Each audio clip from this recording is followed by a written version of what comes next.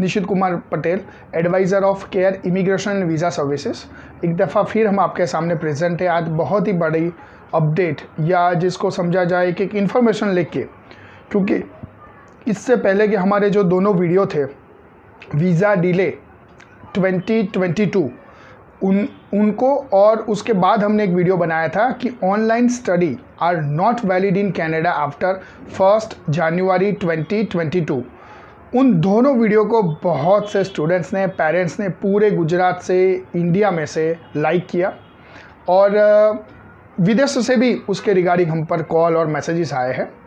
और जब हम उसकी कमेंट में जाते हैं तो ज़्यादातर बच्चों का यही क्वेश्चंस है कि उन्होंने जुलाई में, अगस्त में, सितंबर में फ़ाइल रखी थी।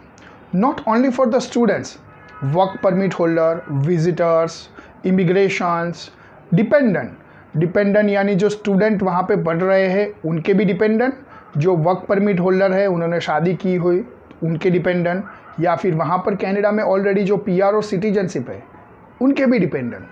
उन सारे लोगों का क्वेश्चन तक उनकी फ़ाइल में डिले हो रहा है या उनको अभी तक जवाब नहीं मिला, तो वो क्या करें।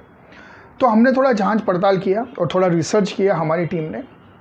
तो हम ये इन्फॉर्मेशंस लेके आपके सामने प्रेजेंट है और उसमें से निकला कैसे जाए वो भी हम आपके समझाएंगे, और इनसे ये सिचुएशंस क्यों क्रिएट हुई उसके लिए भी ये वीडियो में हम चर्चा करेंगे।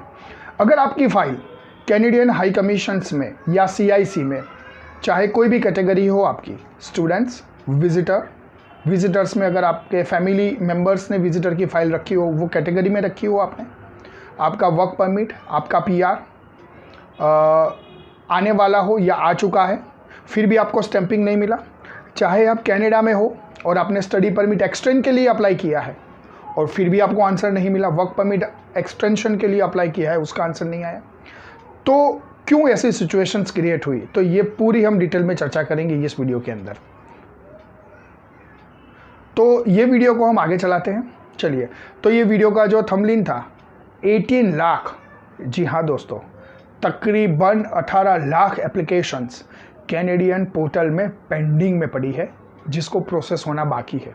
हो सकता है आपकी भी एप्लीकेशन उनमें से एक हो। तो चलिए हम उसको थोड़ी कैटेगराइज करते हैं कि आपकी कैटेगरी उसमें कौन सी हो सकती है। तो वीडियो को एंड तक ज़रूर देखिए, और अगर आपने अभी तक ये इस चैनल को सब्सक्राइब नहीं किया हो तो ऐसे ही इन्फॉर्मेटिव वीडियो देखने के लिए चैनल को ज़रूर सब्सक्राइब कीजिए। तो हम बढ़ते हैं आगे। तकरीबन 5,48,000 एप्लीकेशंस पेंडिंग है।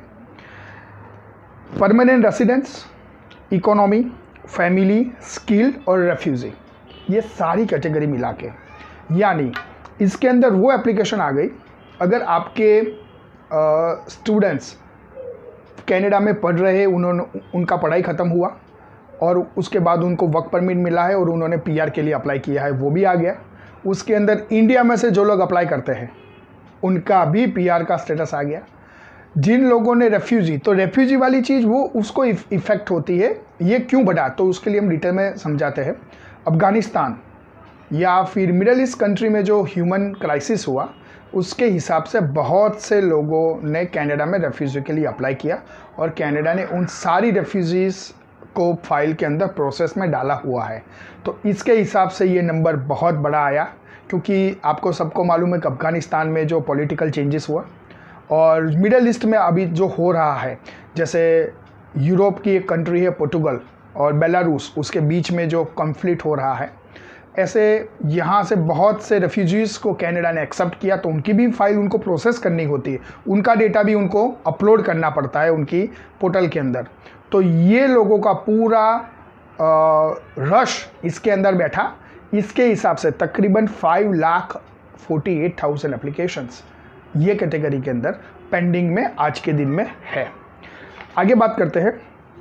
तकरीबन ज़्यादा से लोग यहाँ पर जाना चाहते हैं और मेरे जो व्यूअर्स है वो है स्टूडेंट्स, तो ये लोग है तकरीबन 7,76,000। जी हाँ दोस्तों, 7,76,000 एप्लीकेशंस पेंडिंग है टेम्पररी परमिट्स के लिए। टेम्पररी परमिट्स यानी क्या? टेम्पररी परमिट्स यानी work permit, student permits, visitor visa और एक्सटेंशन वीज़ा, ये सारी चीज़ को मिला के बनती है टेम्परर परमिट्स। तो ये टेम्परर परमिट्स की तकरीबन 7,76,000 एप्लीकेशंस पेंडिंग है। उसमें ज़्यादातर स्टूडेंट्स की एप्लीकेशंस होती है। इसके अंदर ऑनशोर और ऑफशोर समझिएगा। ऑनशोर यानी जो लोग कनाडा के अंदर रहते हैं उनको कोई कोर्स नया ऐड करना होगा तो उन्होंने वीज़ा अप्लाई किया होगा। जिसकी स्टडी परमिट ख़त्म हो रही होगी उन्होंने वीज़ा अप्लाई किया होगा।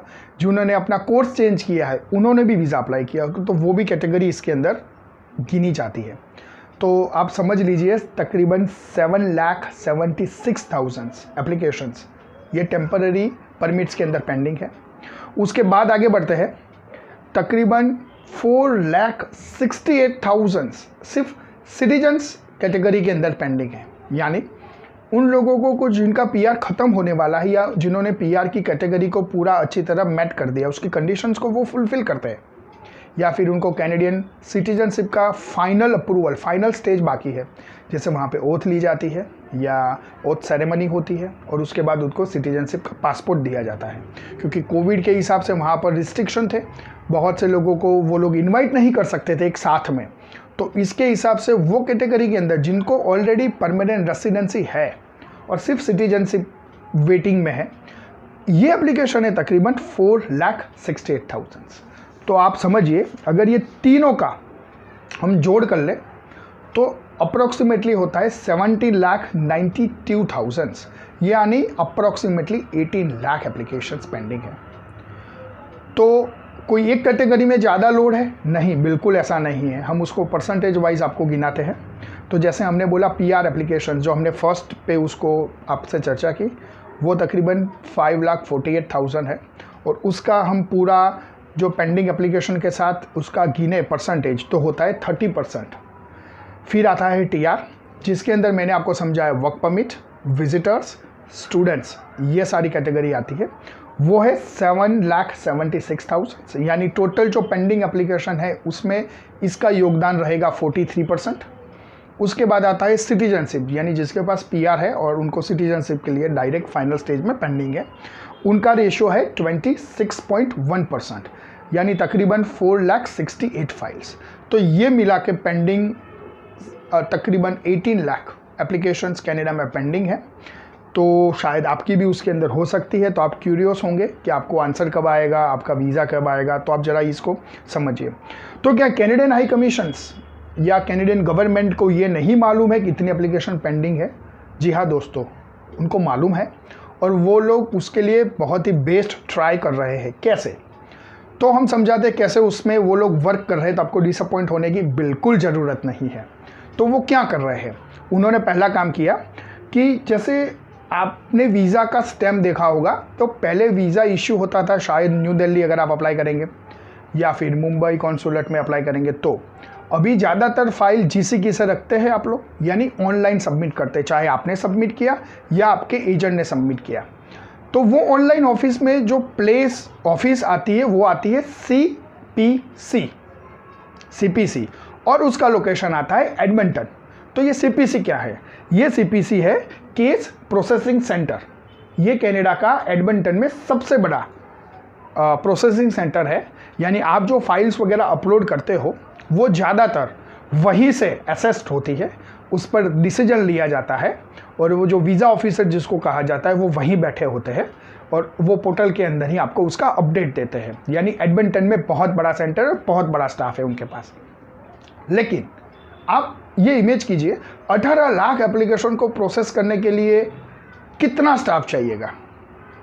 जी हाँ, तो इतना तो अवेलेबल नहीं ही होगा, तो ये एप्लीकेशन का लोड बढ़ रहा है।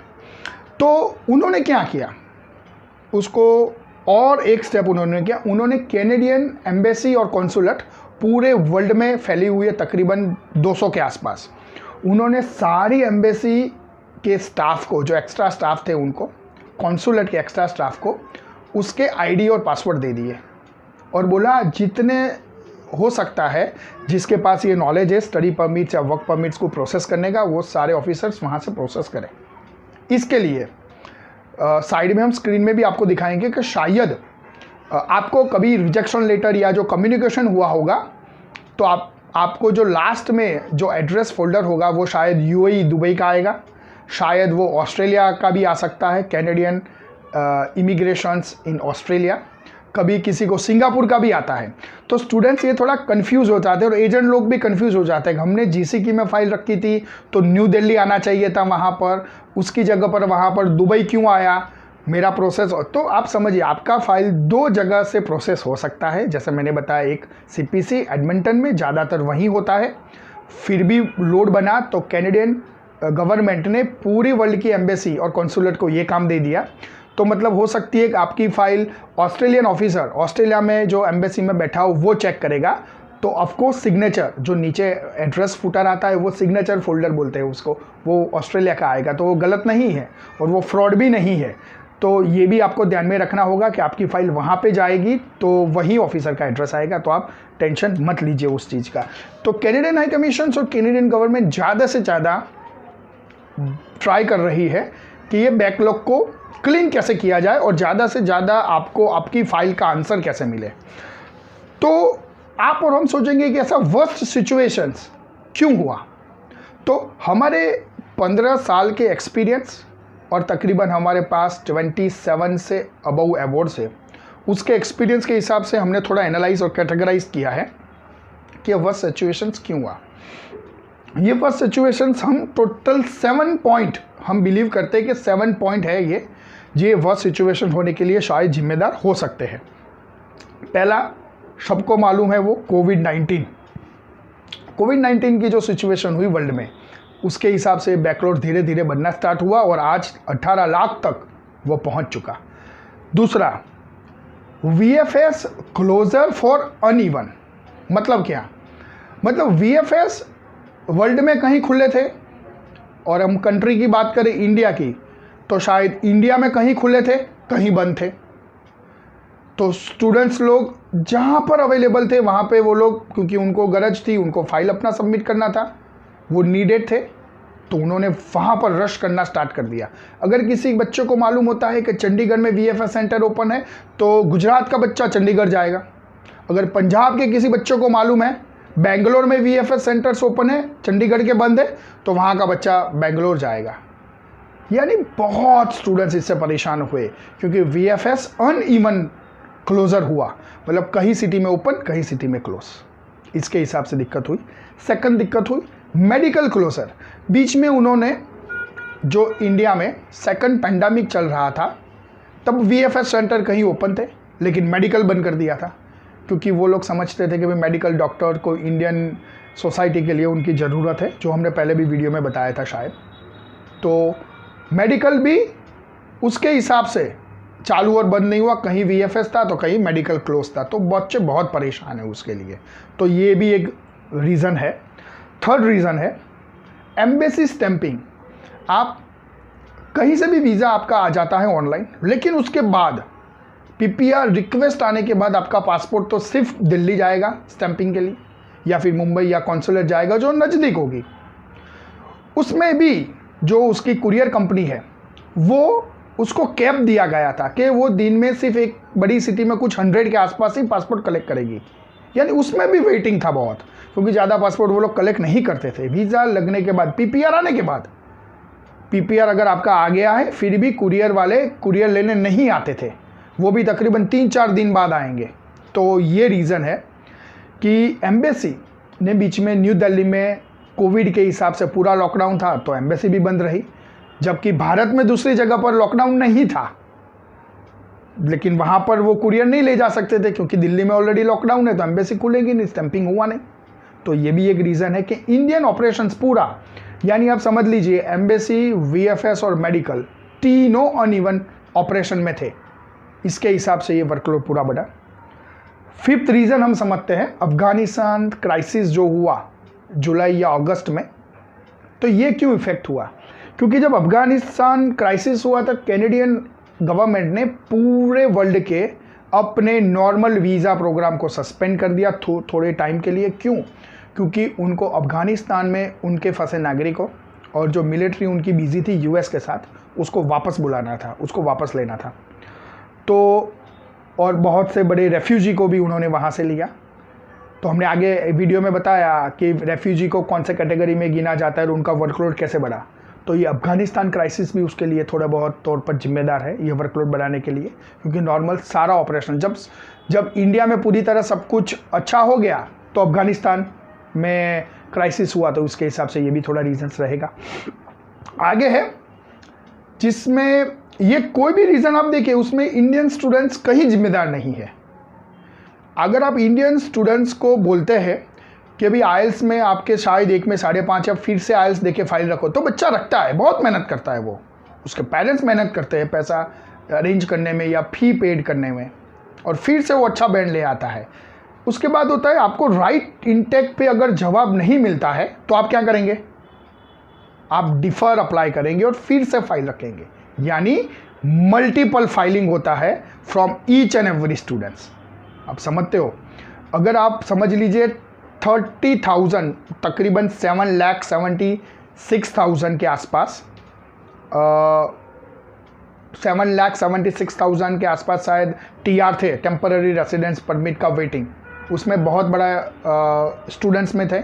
शायद उनमें समझ लीजिए 20-30,000 स्टूडेंट्स को वीज़ा टाइम सर या इंटेक से पहले नहीं मिलेगा, तो वो क्या करेंगे, डिफ़र अप्लाई करेंगे।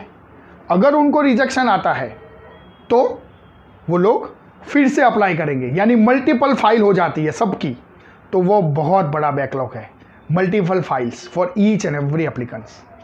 उससे एम्बेसी का काम बढ़ता है, एजेंट का काम बढ़ता है, कॉलेजेस का काम बढ़ता है, और लास्ट में सबसे ज़्यादा इम्पोर्टेंट, बहुत से स्टूडेंट्स और उनके पेरेंट्स, उनके मदर और फादर डिसअपॉइंट होते हैं। तो ये बहुत बड़ा रीज़न है। और 7th, Canada is a most preferred countries due to the PR। जी हाँ, तो ये 7 रीज़न्स है जिसके हिसाब से फाइल का लोड बढ़ रहा है और लगातार बढ़ रहा है। और बहुत से स्टूडेंट्स और पेरेंट्स अपने लाइफ का अच्छा सा अच्छा सेविंग्स उसमें डाल रहे हैं, क्योंकि उनको अच्छे तरह पढ़ाई करनी है। एक्सपेंस कितना भी हो वो लोग लगातार उसके लिए हार्डवर्क करते हैं, और हम सभी स्टूडेंट्स और पेरेंट्स को सल्यूट करते हैं कि अपना लाइफ का इतना बड़ा गोल वो लोग अचीव करने के लिए इतने पेशेंस से खड़े हैं और पेशेंस से वेट कर रहे हैं, जिसमें वो कुछ नहीं कर सकते। हालांकि इसका सॉल्यूशंस इम्पॉसिबल भी नहीं है, पॉसिबल है, लेकिन वो स्टेप बाय स्टेप होगा शायद, और कैनेडियन हाई कमीशंस उसके लिए काम जरूर कर रही होगी। तो अगर आपने जान 22 हमारा, जैसे मैंने बताया पहले भी, वीज़ा डिले इन जान 22 अगर वीडियो नहीं देखा हो तो हम डिस्क्रिप्शन में वो डाल देंगे। अगर आपको नहीं मालूम है तो आपको और मैं बता दूं, 1 जनवरी 2022 के बाद ऑनलाइन स्टडी नहीं कर सकते आप कनाडा, उसके लिए भी हमारा एक सेपरेट वीडियो है, वो भी आप ज़रूर देखिएगा। और आशा रखते हैं नियरेस्ट फ्यूचर में हमको कैनेडियन गवर्नमेंट और एम्बेसी से अच्छी न्यूज़ सुनने को मिलेगी, और शायद सभी स्टूडेंट्स अपने इंटेक से पहले वीज़ा लेके वहाँ पर पहुँचे और अच्छे से अच्छा ही पढ़ाई करें। यही शुभकामनाओं के साथ आप हमारी ये चैनल को सब्सक्राइब कीजिए, बेल आइकन को ज़रूर प्रेस कीजिए, और अनदर सोशल मीडिया माध्यम से भी आप हमसे जुड़ सकते हो। अगर आप गुजरात में से हो तो फिर आप अहमदाबाद का एड्रेस हम दिखा रहे हैं, वहाँ पर आकर आप मेरे से मिल सकते हो, एक्सपर्ट एडवाइस लेते सकते हो अपने नेक्स्ट ऑप्शन के बारे में। या आप मेहसाना से हो तो मेहसाना में भी जाके आप मेरी अपॉइंटमेंट बुक कर सकते हो, या फिर आप कलोल में हो तो कलोल में भी जाके आप मेरी अपॉइंटमेंट बुक कर सकते हो।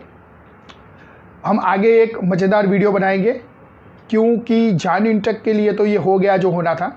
मई 22 और सितंबर 22 के लिए आपको पहले से क्या करना रहेगा इस पर, तो ये वीडियो मिस नहीं करें आप, और ज़रूर देखिए। ऐसी शुभकामनाओं के साथ, थैंक यू।